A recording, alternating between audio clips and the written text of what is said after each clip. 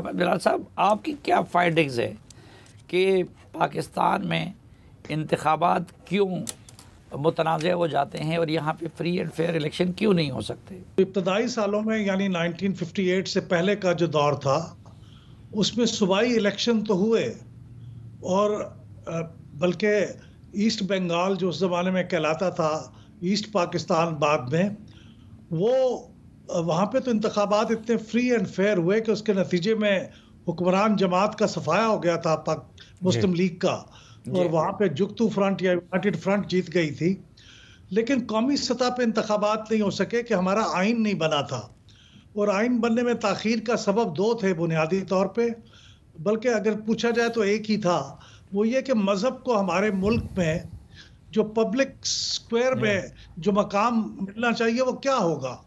यानी ये तो बात सही थी, ये नारा भी लगाया गया कि पाकिस्तान का मतलब क्या, ला इलाहा इल्लल्लाह, और फिर ये भी कहा गया कि पाकिस्तान में आपकी ज़ाती ज़िंदगी का मज़हब से ताल्लुक़ नहीं होगा। तो ये मैं दुरुस्त नहीं समझता ये कहना कि बड़ी क्लैरिटी थी इसके ऊपर, कंफ्यूज था मामला। हम मुसलमानों की रियासत बना रहे थे और कुछ लोग समझ रहे थे कि इस्लाम के लिए, इस्लाम की तजुर्बा गाह के लिए रियासत बनी है। तो इस कन्फ्यूजन के बायस हमारा आइन नहीं बन सका। तो जब आइन नहीं बन सका तो इलेक्शन नहीं हो सके। जब आइन बन गया 1956 में और इलेक्शन 1957-58 में होने तय पा गए थे, तो उस वक्त सिकंदर मिर्ज़ा साहब ने, जो उस वक्त प्रेसिडेंट थे, उन्होंने मार्शल लॉ लगाया, और फिर उसके बाद की जो हिस्ट्री है वो सारी फ़ौज की डोमिनेंस की हिस्ट्री है। उसके बाद जो इलेक्शन फ्री एंड फेयर नहीं हुए, तो हमें सबको सच बोलना चाहिए। और मैं जिसको समझता हूँ वो ये है कि हमारी इंटेलिजेंस एजेंसियाँ और हमारी फ़ौज, वो 1970 के बाद ख़ास तौर पे उन्होंने ये समझा कि फ्री एंड फेयर इलेक्शन मुल्क के मफाद में नहीं है।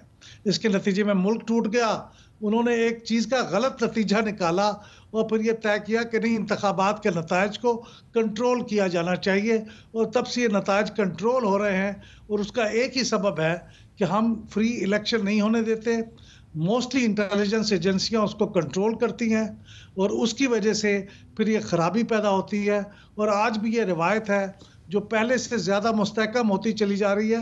दरमियान में एक इलेक्शन था 1977 का, मैं समझता हूँ इंटेलिजेंस एजेंसियों को, जो सिविलियन इंटेलिजेंस एजेंसी थी, उसको डिस्क्रेडिट जाना चाहिए। फ़ौज का उस पर रोल नहीं था और हमारे सियासतदानों का रोल था, यानी पाकिस्तान पीपल्स पार्टी का। उन्होंने ऐसा सवाल ये ज़हन में आता है कि सियासतदान, उनको 2/3 मेजॉरिटी भी मिली, इस दौरान कानून साजियाँ भी हुई, 18 अमेंडमेंट भी पास हुई, तो वो इंटेलिजेंस एजेंसियों को कंट्रोल और इलेक्शन कमीशन को अगर स्ट्रांग ना कर सकी, तो इस लिहाज से ये सियासी जमातों की भी कमज़ोरी नहीं है?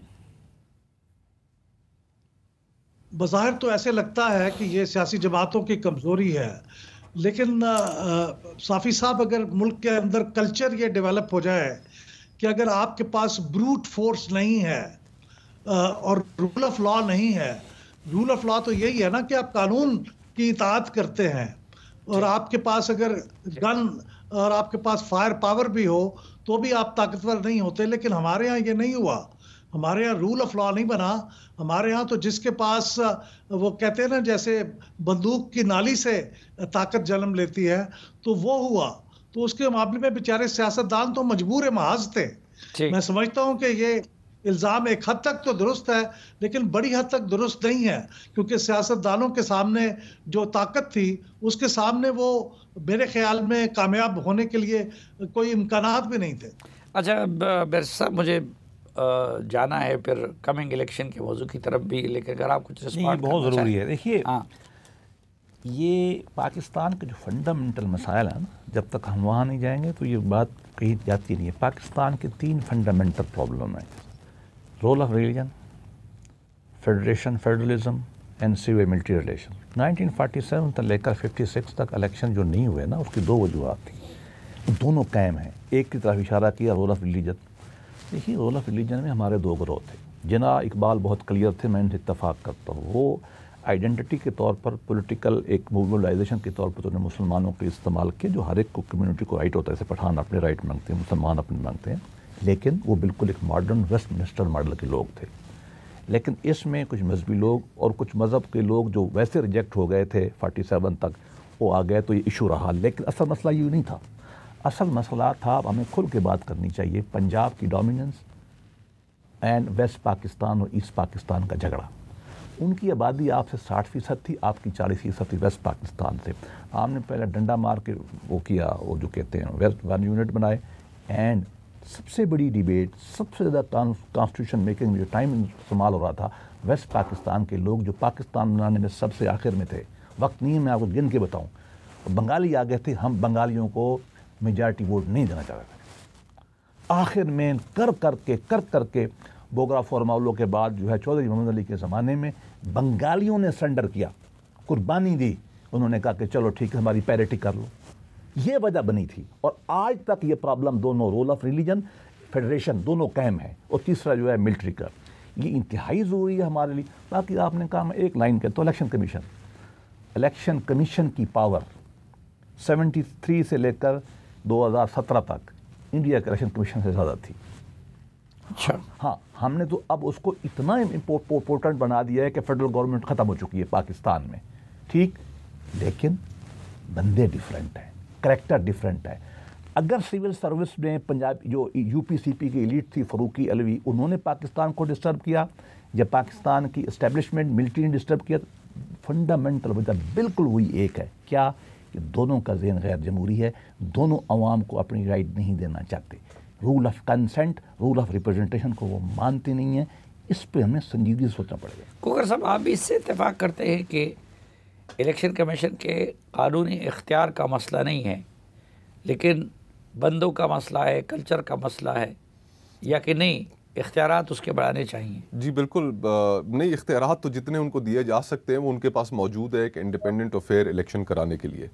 वो इख्तियारात किस हद तक वो इस्तेमाल करते हैं, इसके ऊपर एक बहुत बड़ा सवाल है। और दूसरा, किसके कहने पे इस्तेमाल करते हैं और किसकी तरफ एक विजिबल टिल्ट आता है। ये सवाल अपनी जगह पर भारत और इलेक्शन कमीशन की क्रेडिबिलिटी के हवाले से थ्रू आउट द डेकेड्स हमारे यहाँ मौजूद रहे हैं। बड़ा क्विकली जो गुफ्तगू का पस मंज़र था कि जिसके अंदर मेरा पॉइंट ऑफ व्यू ये था कि कोई कन्फ्यूजन नहीं थी, और उस जो सोच थी जिन्ना साहब की, वो हाईजैक की गई। उसकी मैं सिर्फ एक छोटी सी मिसाल देना चाहूँगा बड़ी जल्दी। नहीं, उससे तो बैरिस्टर साहब भी इत्तेफाक करते हैं, लेकिन वो कहते हैं कि हमारी सोसाइटी, जी हाँ, मैं ताकि नाजरीन के लिए भी ये एक चीज़ रिकॉर्ड पे रहे कि जो बानिए पाकिस्तान थे उनकी सोच क्या थी। क्योंकि आपने जब मज़हब के हवाले से सवाल पूछा, पाकिस्तान का मतलब क्या, ला इलाहा इल्लल्लाह, तो वो एक पर्टिकुलर कॉन्टेक्स्ट है और हमारी सबसे बड़ी माशरे की कन्फ्यूजन यही है। 1948 में जंग अजीम दोम के बाद universal declaration of human rights आती है।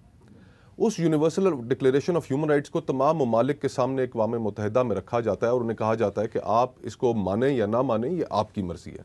अब उसके अंदर था क्या?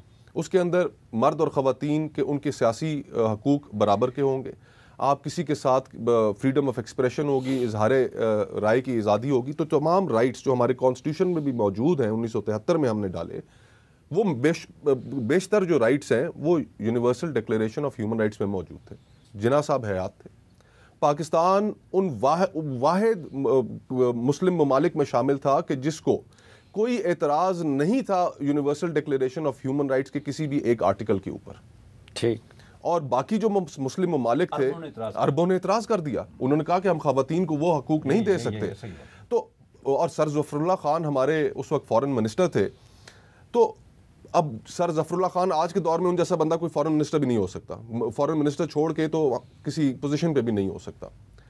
तो जो सोच थी वो बड़ी प्रोग्रेसिव सोच थी पाकिस्तान के हवाले से, और रियासत की जो पोजीशन थी, जो अक़वाम मुत्तहिदा में, जो आलमी दुनिया में पाकिस्तान ने उस वक्त ली, वो इसका मज़र थी जो बाद में हाईजैक हुई। मजहबी तबके ने भी की, हमारी ब्यूरोक्रेसी ने भी की, और मिलिट्री एस्टैब्लिशमेंट। ये बहस बड़ी दिलचस्पी है, लेकिन हम माजी में उलझे रह जाएंगे।